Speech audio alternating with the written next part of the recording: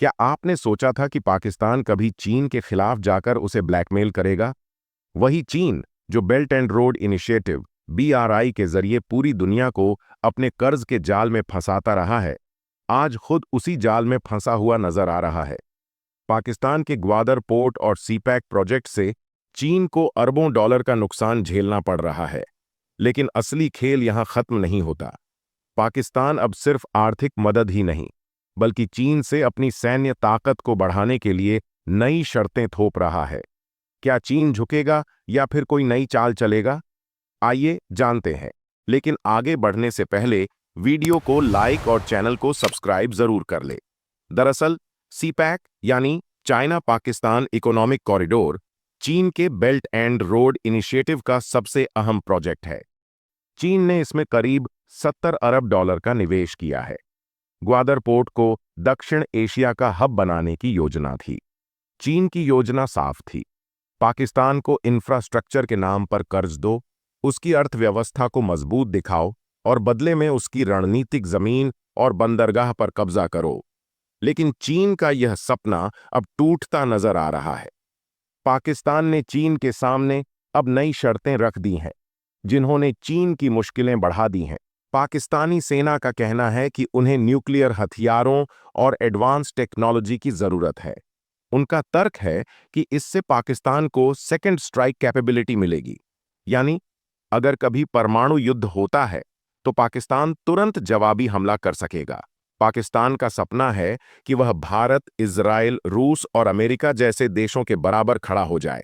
लेकिन चीन के लिए यह शर्त मानना आसान नहीं है, क्योंकि इससे अंतर्राष्ट्रीय स्तर पर चीन की साख पर बड़ा खतरा मंडराने लगेगा। अमेरिका और यूरोपीय देश पहले से ही चीन के खिलाफ मोर्चा खोले बैठे हैं। अगर चीन पाकिस्तान की यह मांग मान लेता है तो उसे वैश्विक स्तर पर कड़े प्रतिबंधों का सामना करना पड़ सकता है। आपको याद होगा कि अमेरिका और पश्चिमी देश चीन की हर गतिविधि पर नजर रखे हुए हैं। हाल ही में अमेरिका ने चीन की सेमीकंडक्टर इंडस्ट्री और हाईटेक सेक्टर पर नए प्रतिबंध लगाने की योजना बनाई है। इसका मतलब है कि चीन की अर्थव्यवस्था को और बड़ा झटका लग सकता है। दूसरी तरफ यूरोपीय संघ भी बेल्ट एंड रोड इनिशिएटिव का जवाब देने के लिए अपने प्रोजेक्ट्स को तेजी से आगे बढ़ा रहा है। चीन इस समय दोहरी मार झेल रहा है, एक तरफ अमेरिका का आर्थिक दबाव और दूसरी तरफ पाकिस्तान जैसे लोहे के भाई की ब्लैकमेलिंग। चीन को यह बात समझ आ गई है कि अगर उसने पाकिस्तान की शर्तें मान लीं तो उसकी वैश्विक साख बुरी तरह गिर जाएगी। सीपैक और ग्वादर पोर्ट के खिलाफ पाकिस्तान के अंदर विरोध प्रदर्शन तेज हो चुके हैं। स्थानीय लोग चीन की बढ़ती दखलंदाजी से नाराज हैं। उनका कहना है कि ग्वादर पोर्ट से उन्हें कोई फायदा नहीं हो रहा।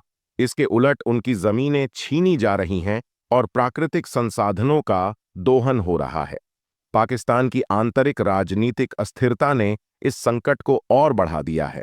पाकिस्तानी सेना भी इस मौके का फायदा उठा रही है। सेना का कहना है कि चीन को अब सीपैक से आगे बढ़कर पाकिस्तान की सैन्य ताकत में भी निवेश करना होगा। चीन के लिए यह बेहद खतरनाक स्थिति है। अगर वह पाकिस्तान की मांग मान लेता है तो वह अमेरिका और पश्चिमी देशों के सामने बेनकाब हो जाएगा, और अगर वह इनकार करता है तो सीपैक पर अरबों डॉलर का निवेश डूब जाएगा। चीन की आंतरिक स्थिति भी इस समय ठीक नहीं है। विशेषज्ञों के मुताबिक चीन की अर्थव्यवस्था में मंदी के संकेत साफ नजर आ रहे हैं। प्रॉपर्टी सेक्टर बुरी तरह गिर चुका है। बड़े बड़े रियल एस्टेट डेवलपर्स दिवालिया हो रहे हैं। वहीं चीन का निर्यात भी लगातार गिर रहा है। इन सब के चलते चीन की आर्थिक स्थिति कमजोर होती जा रही है। अब सवाल यह है कि चीन के पास विकल्प क्या हैं। पहला विकल्प, पाकिस्तान की शर्तें मान लें और अपनी वैश्विक साख को दांव पर लगा दे। दूसरा विकल्प, पाकिस्तान की ब्लैकमेलिंग को ठुकरा दे, लेकिन इसके बदले सीपैक प्रोजेक्ट और ग्वादर पोर्ट का सपना टूट जाएगा। तीसरा विकल्प, चीन कोई नई रणनीति अपनाए और पाकिस्तान को शांत करने के लिए कूटनीतिक तरीके ढूंढे। चीन और पाकिस्तान की दोस्ती को आयरन ब्रदरहुड कहा जाता था, लेकिन अब यह दोस्ती एक व्यापारिक समझौते से ज्यादा कुछ नहीं लगती। पाकिस्तान की ब्लैकमेलिंग और चीन की कमजोर अर्थव्यवस्था ने इस रिश्ते को दरार तक पहुंचा दिया है। बड़ा सवाल यह है कि क्या चीन पाकिस्तान की शर्तें मानकर कमजोर पड़ेगा या फिर कोई नई चाल चलेगा। और अगर चीन ने पाकिस्तान को मना कर दिया तो क्या यह सीपैक का अंत होगा।